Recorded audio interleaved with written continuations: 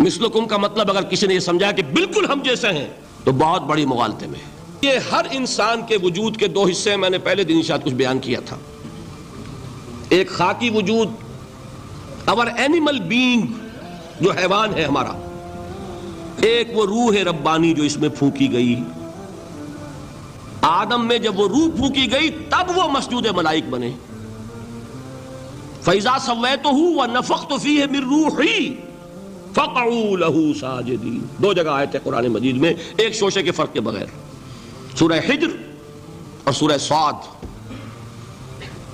جب میں اس کو پوری طرح تیار کر لوں اور اس میں اپنی روح میں سے پھونک دوں تو گر پڑنا اس کے سامنے سجدے میں۔ ہمارا جو خاکی وجود ہے وہ ظلمانی ہے، اور جو ہمارا روحانی وجود ہے وہ نورانی ہے۔ اس کی نسبت کس سے ہے؟ اللہ سے۔ بات سمجھ میں آئی؟ لیکن ہم نے اپنے اس نورانی وجود کو اپنے خاکی ظلمانی وجود میں دفن کیا ہوا ہے، اور محمد الرسول اللہ صلی اللہ علیہ وسلم کا وہ نورانی وجود آپ کے اس خاکی وجود پر اس درجے غالب تھا کہ وہ خاکی وجود معدوم کے درجے میں ہے، لیکن وہ حضور صلی اللہ علیہ وسلم پر اثر انداز نہیں ہو سکتا۔ وہی خاکی وجود ہے جسے ہم نفس کہتے ہیں۔ نفس غلبہ کر سکتا ہے محمد پر صلی اللہ علیہ وسلم۔ حضور کی شخصیت کی نورانیت نے آپ کی شخصیت کے خاکی وجود کا احاطہ کیا ہوا ہے۔ ہماری شخصیت کی ظلمانیت نے ہماری اس نورانیت کو گل کیا ہوا ہے، دفن کیا ہوا ہے، چھپایا ہوا ہے۔ بس یہ فرق ہے۔ انہیں آپ کہہ لیں نور، صحیح ہے، ان کی نورانیت غالب ہے۔ یہی بات ہے جو حضور نے اس طرح سمجھائی۔ دیکھو ہر انسان کے ساتھ ایک شیطان ہوتا ہے۔ اب کسی صحابی نے بڑی جرت سے کام لیا، پوچھ لیا حضور کہ آپ کے ساتھ بھی ہے؟ ہر انسان کے ساتھ جو کہا نا، تو انسان تو ہے آپ بھی، کیونکہ آپ کے ساتھ بھی ہے۔ آپ نے فرمایا ہے، لیکن میں نے اسے مسلمان کر رکھا ہے۔ بات ختم ہو گئی۔ نفی نہیں ہے، وہ میرے تابع ہے، میرا مطیع ہے، مجھے گدن نہیں پہنچا سکتا۔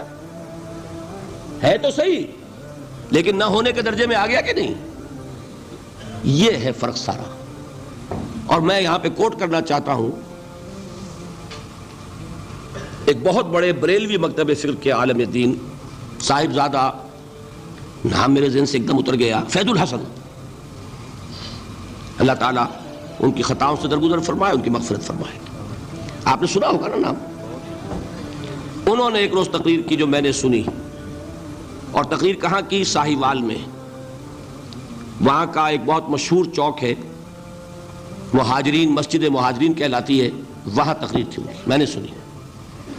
ان کے الفاظ یہ تھے کہ کیا آپ لوگ ہمیں جاہل سمجھتے ہیں؟ کیا ہمیں عربی نہیں آتی؟ کیا ہم نے قرآن نہیں پڑھا جس میں بار بار یہ لکھا ہوا ہے کہ حضور بشر ہیں؟ حضور بشر ہیں، لیکن اصل میں ہم حضور کی بشریت کو نمایاں کرنے کو سوء ادب سمجھتے ہیں۔ بات سمجھیے آپ نے، اس قدر پیاری بات ہے۔ انہوں نے کہا کہ آپ کے باپ کا نام کیا ہے؟ عبد الرحمن۔ آپ عبد الرحمن کہہ کے پکارتے ہیں انہیں؟ ابا جان۔ ابھی آپ نے وہ آیات سنی، حضرت ابراہیم نے اپنے مشرک باپ کو یا ابت ہے، یا ابت ہے، بڑا پیارا ترجمہ کیا، ابا جان، ابا جان۔ کیا نام لیں گے؟ آپ کے باپ کا نام ہے، نام نہیں لیتے آپ، کیوں؟ ادب کی وجہ سے۔ اسی وجہ سے ہم در حقیقت حضور کی بشریت کو نمایاں کرنے کو سوء ادب سمجھتے ہیں، ورنہ کوئی ہم جاہل ہیں، ہمیں عربی نہیں آتی، ہم نے قرآن نہیں پڑھا، ہم جانتے ہیں کہ وہ بشر ہے۔ بات سمجھ میں آئی؟ کتنی آسانی سے مسئلہ حل ہوتا، بشرطے کہ نیت حل کرنے کی ہو۔ آخر آمنہ کے بیٹے ہیں، عبداللہ کے بیٹے ہیں، عبد المطلب کے پوتے ہیں، بچپن آپ پر گزرا ہے، لڑکپن آپ پر گزرا ہے، نوجوانی آپ پر آئی ہے، جوانی آپ پر آئی ہے، شادی آپ نے کی ہے، اولاد آپ کی ہے۔ کون بے وقوف احمق ہوگا کہ جو آپ کی بشریت کا انکار کرے گا؟ لیکن یہ کہ جس طریقے سے اس کو بیان کیا جاتا ہے وہ ایک مسئلہ بن گیا اختلافی، وہ رد و قضا اور کھینچ تان۔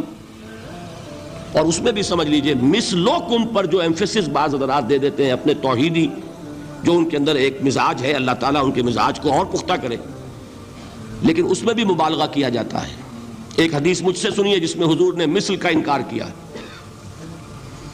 مثلکم کا مطلب اگر کسی نے یہ سمجھا کہ بالکل ہم جیسے ہیں تو بہت بڑی مغالطے میں. حضور صوم وصال سے منع فرماتے تھے، خود رکھتے تھے. صوم وصال کیا ہے؟ آج روزہ رکھا، شام کو افطار نہیں کیا، وہی روزہ رات بھر چل رہا ہے، اگلے دن بھی چل رہا ہے، شام تک کو جا کے پھر کھولا تو 2 دن کا صوم وصال ہو گیا. اگلے دن بھی نہیں کھولا، چلا تو 72 گھنٹے کا صوم وصال ہو گیا. یہ کیا ہے؟ صوم وصال. خود رکھتے تھے اور صحابہ کو روکا.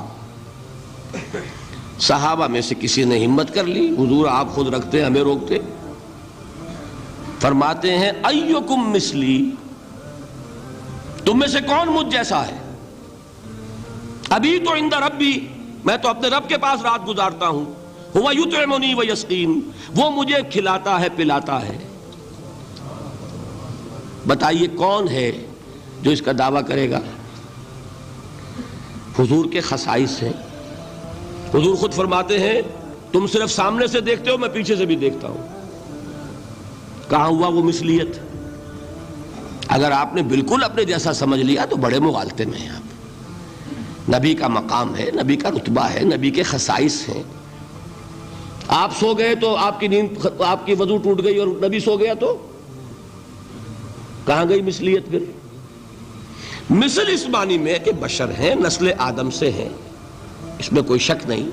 اس معنی میں مثل ٹھیک ہے، قل انما انا بشر مثلکم. لیکن ہر اعتبار سے تو نہیں. سب سے بڑا فرق یہی ہے کہ وہی آ رہی ہے.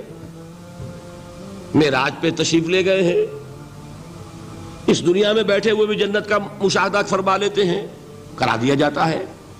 دوزخ کا مشاہدہ کرایا جاتا ہے، فرشتے کو دیکھ رہے ہیں.